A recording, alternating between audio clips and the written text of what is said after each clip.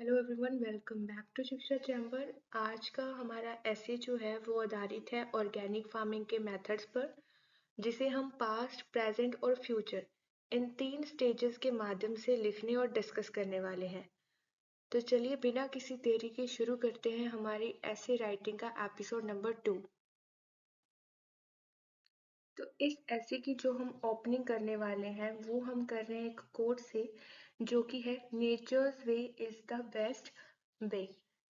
पिछले एपिसोड के अंदर हमने देखा था कि एक ऐसे को लिखने का बेस्ट जो स्टेप होते हैं वो होते हैं इंट्रो, बॉडी और कंक्लूजन। इसी तरीके से इस ऐसे को भी हम इन्हीं पार्ट्स के अंदर डिवाइड करते हुए लिखेंगे। ठीक है, तो सबसे पहले हम देखते हैं इंट्रो ऑर्गेनिक फार्मिंग के रिगार्डिंग कि ऑर्गेनिक फार्मिंग होती क्या है। Organic farming is a method of agriculture that uses natural fertilizers and pest control derived from animal or plant waste।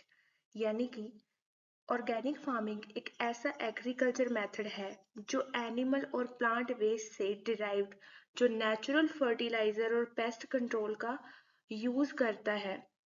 किस लिए करता है अब वो पढ़ते हैं। It was developed as a response to the environmental damage caused by chemical pesticides and synthetic fertilizers।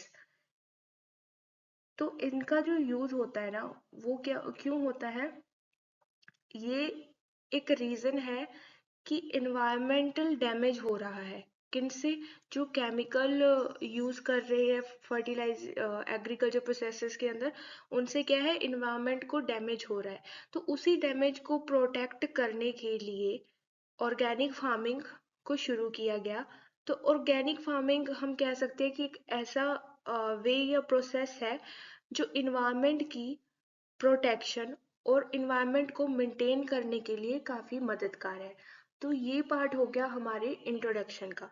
अब हम बढ़ते हैं अपने ऐसे की बॉडी के ऊपर, जिसके अंदर हमें अपनी उस टॉपिक, जो स्पेसिफिक टॉपिक है हमारा ऐसे का, उसकी डिटेल्स देनी होती हैं। तो चलिए देखते हैं अगली स्लाइड।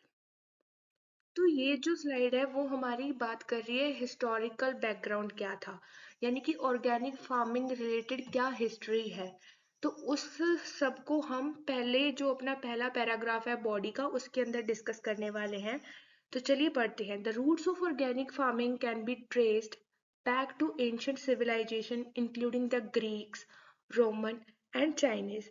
ऑर्गेनिक फार्मिंग का जो कंसेप्ट है ना, वो पुरानी सभ्यताओं जैसे ग्रीक, रोमन और चाइनीज, इनसे ही देखने को मिलता है। These cultures used natural methods to grow crops such as crop rotation, compositing and intercropping। अब ये क्या है, ये जो लोग थे जो कृषि करने के लिए वो क्या यूज करते थे, क्रॉप रोटेशन। यानी कि अ, अभी जो उन्होंने एक फसल उगा ली तो अभी नेक्स्ट टाइम वो कोई दूसरी फसल उगाएंगे, उसके बाद फिर वो वाली फसल जो पहले उगाई थी, ऐसा क्रॉप रोटेशन का उनका सिस्टम चलता होता था।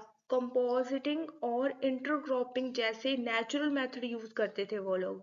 तो उन्हीं से क्या है, हमारा ऑर्गेनिक जो फार्मिंग का कंसेप्ट है उन्हीं से हमें मिला। ठीक है, अब बढ़ते हैं आगे। They recognize the importance of maintaining soil fertility and reducing the impact of pest and disease.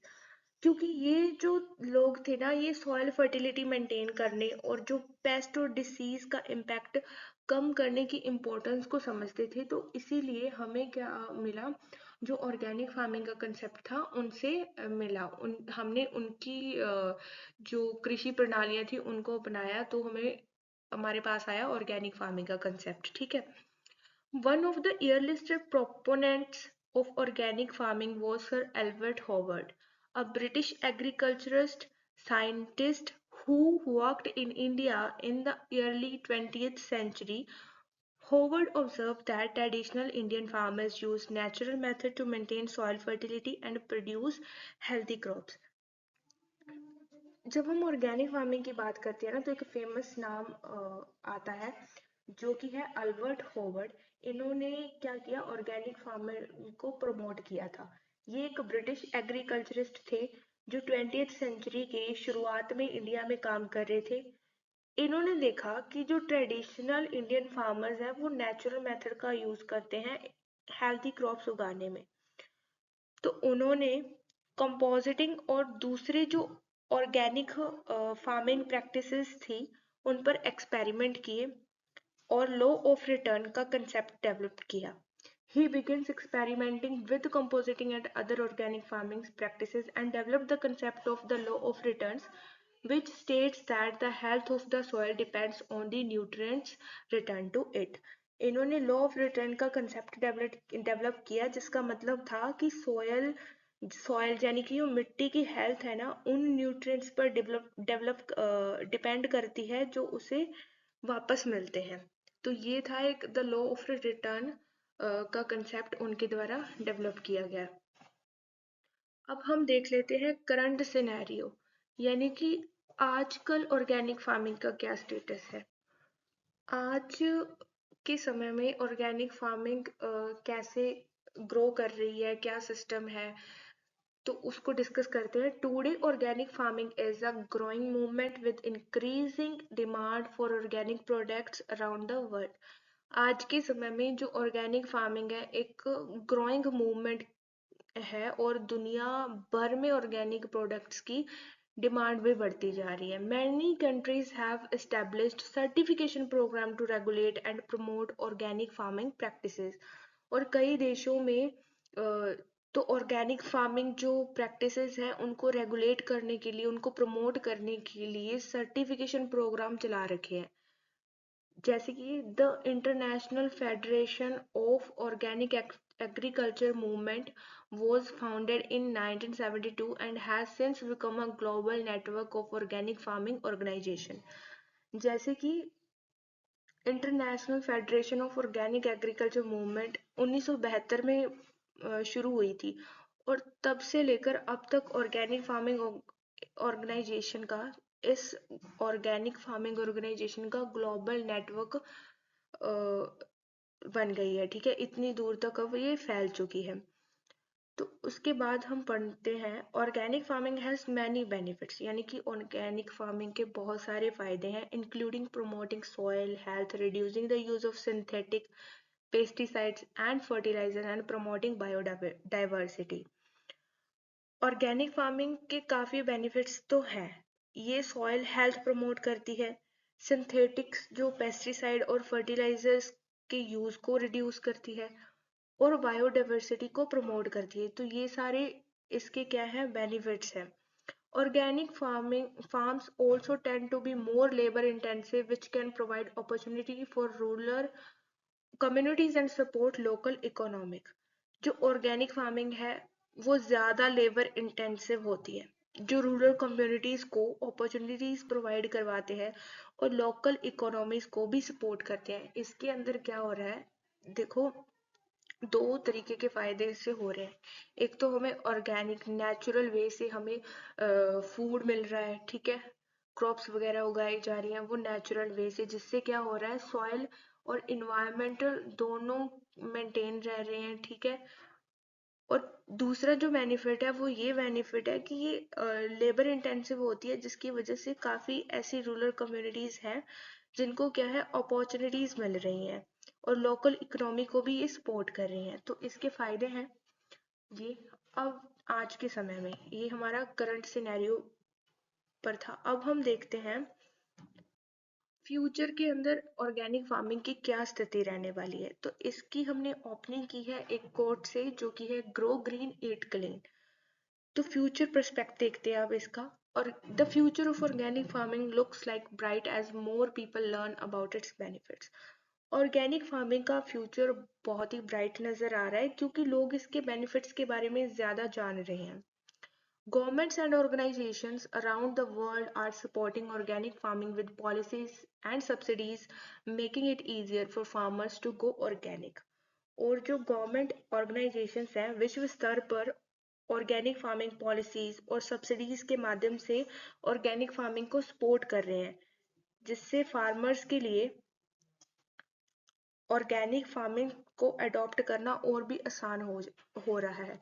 As the demand for organic food grows, the industry will likely find new ways to overcome its challenges। अब क्या हो रहा है, जैसे जैसे organic food की demand बढ़ रही है, इंडस्ट्री नए चैलेंजेस को वैसे वैसे ओवर करने के तरीके भी ढूंढ रही है। ठीक है, तो ये था हमारा जो फ्यूचर में स्थिति रहने वाली है ऑर्गेनिक फार्मिंग की, यानी कि फ्यूचर के अंदर भी हम यही एक्सपेक्ट कर रहे हैं कि ऑर्गेनिक फार्मिंग जो है वो और आगे बढ़ेगी। ठीक है, क्योंकि सब लोग हेल्दी खाना चाहते हैं। ठीक है, बिना केमिकल्स का खाना खाना चाहते हैं। तो इस तरीके से क्या हो रहा है, जैसे जैसे लोग फायदे देख रहे हैं कि नई नई ऑर्गेनिक फार्मिंग जो है एक अच्छा सिस्टम है, और जो केमिकल फार्मिंग है वो थोड़ी नुकसानदायक है, तो उसी तरीके से अगर लोग इसके फायदे देख रहे हैं तो इसकी डिमांड क्या है, अपने आप ही बढ़ती जा रही है। तो इस वजह से हम फ्यूचर के अंदर भी ऑर्गेनिक फार्मिंग को बढ़ता हुआ ही देख रहे हैं। तो ये था फ्यूचर प्रोस्पेक्ट। अब बढ़ते हैं एडवांटेजेस और डिसएडवांटेजेस के ऊपर। देखो, हर चीज़ के अगर फायदे होते हैं तो उसके नुकसान भी होते हैं, अगर उसके नुकसान होते हैं तो उसके कुछ फायदे भी होते हैं। तो इसी प्रकार से हमारी है ऑर्गेनिक फार्मिंग, अगर वो कुछ एडवांटेजेस दे रही है तो उसके साथ साथ उसके डिसएडवांटेजेस भी हमें देखने को मिल रहे हैं। तो सबसे पहला एडवांटेज पढ़ते हैं, organic farming improve soil fertility through natural methods. यानी कि जो ऑर्गेनिक फार्मिंग है वो क्या कर रही है, जो मिट्टी की प्रोडक्ट्स प्रोडक्शन जो शक्ति है उसको बढ़ा रही है नेचुरल मेथड्स को यूज करके। ठीक है, पहला एडवांटेज तो हमारे पास ये आ गया। अब दूसरा क्या है, सपोर्ट कर रही है ये diverse ecosystem and natural pest control को। थर्ड जो हमारे पास एडवांटेज है वो ये है कि जो organic inorganic system natural crop production increases crop fertility and maintain crop diversity. यानी कि ऑर्गेनिक सिस्टम में natural crop production crop fertility बढ़ाता है और क्रॉप डाइवर्सिटी को मेंटेन करता है। तो ये थे हमारे 3 एडवांटेजेस जो हमें ऑर्गेनिक फार्मिंग से मिलते हैं। अब बढ़ते हैं इनके डिसएडवांटेजेस के ऊपर। तो एडवांटेजेस में हमारा पहला डिसएडवांटेज है, the major issue of organic farming is the lack of inadequate infrastructure and marketing of the products. यानी कि ऑर्गेनिक फार्मिंग का मेजर इशू ये है कि इसके लिए कोई एडिक्वेट इंफ्रास्ट्रक्चर नहीं है और प्रोडक्ट की मार्केटिंग में कमी है। तो ये हमारा पहला डिसएडवांटेज था। अब दूसरा क्या है, organic products have more flaws and a shorter shelf life than that of chemical products. यानी कि जो ऑर्गेनिक प्रोडक्ट्स हैं वो उनकी शेल्फ लाइफ जो है वो केमिकल प्रोडक्ट से कम होती है। ये हमारा दूसरा डिसएडवांटेज था। अब जो तीसरा डिसएडवांटेज है वो ये है, the products obtain through organic farming are less in the initial year as compare to that in chemical products, so farmers find it difficult to accommodate large scale production. Initial जो time था, initial times में क्या था, organic farming के जो products की quantity थी वो केमिकल प्रोडक्ट्स से कम होती थी। इस वजह से फार्मर्स को जो है लार्ज स्केल प्रोडक्शन में मुश्किल होती है। तो ये हमारे 3 डिसएडवांटेज और 3 ही हमारे इसके एडवांटेज थे। हमें एडवांटेज और डिसएडवांटेज इक्वली रखने होते हैं। अगर हम एडवांटेज 3 रख रहे हैं तो हमें डिसएडवांटेज भी 3 लिखने होंगे। अगर हम एडवांटेज 4 लिख रहे हैं तो हमें डिसएडवांटेजेस भी 4 लिखने होंगे। डिसएडवांटेज आप फिर भी कम कर सकते हो, लेकिन आपको एडवांटेजेस कम नहीं करने होते हैं, क्योंकि आप जो ऐसे लिख रहे हो वो एक पॉजिटिव उसका क्या इफेक्ट जाना चाहिए। ठीक है, सामने वाले के ऊपर एक पॉजिटिव इफेक्ट जाना चाहिए, नेगेटिविटी को ज्यादा प्रमोट नहीं करना, हमने पॉजिटिविटी ही लेकर आनी होती है। अब बढ़ते हैं आगे। तो अब हम लिखने वाले हैं अपनी कंक्लूजन, हमारे ऐसे का last part. The population explosion has always been a major challenge in India. India में जो पॉपुलेशन एक्सप्लोजन है वो एक मेजर चैलेंज रहा है शुरुआत से ही। Rapid urbanization, better lifestyle, and the increased food consumption pattern today have led to a rise in food demand in the country. Rapid जो अर्बनाइजेशन है और बेटर लाइफस्टाइल है उसने क्या किया है, फूड कंजप्शन पैटर्न को इंक्रीज कर दिया है और कंट्री में फूड डिमांड को क्या है, बढ़ा दिया है। Organic farming has emerged as one of the best choices for farmers as well as consumers, and it also utilizes sustainable farming practices. लोग अब ट्रेडिशनल फूड प्रोडक्शन मेथड से अवेयर होते जा रहे हैं, ठीक है, और इको फ्रेंडली और सेफ फूड प्रोडक्शन प्रैक्टिसेस की तरफ झुक रहे हैं। तो ऐसे में क्या है, ऑर्गेनिक फार्मिंग एक बेहतरीन चॉइस बनकर उभरी है फार्मर्स और कंज्यूमर्स के लिए, और ये सस्टेनेबल फार्मिंग प्रैक्टिसेस को भी यूटिलाइज करती है, ठीक है। ये क्या कर रही है, ये सस्टेनेबल फार्मिंग प्रैक्टिसेस को भी यूटिलाइज करती है, और ये अपने न्यूट्रिशनल और हेल्थ बेनिफिट्स की वजह से पॉपुलैरिटी भी गेन कर रही है। It is growing in popularity due to its nutritional as well as health benefits। जैसे मैंने अभी बताया कि ये ग्रो कर रही है अपने न्यूट्रिशनल और हेल्थ बेनिफिट्स की वजह से। It is worth mentioning that approximately 2.78 million hectares of land are used for organic cultivation in India।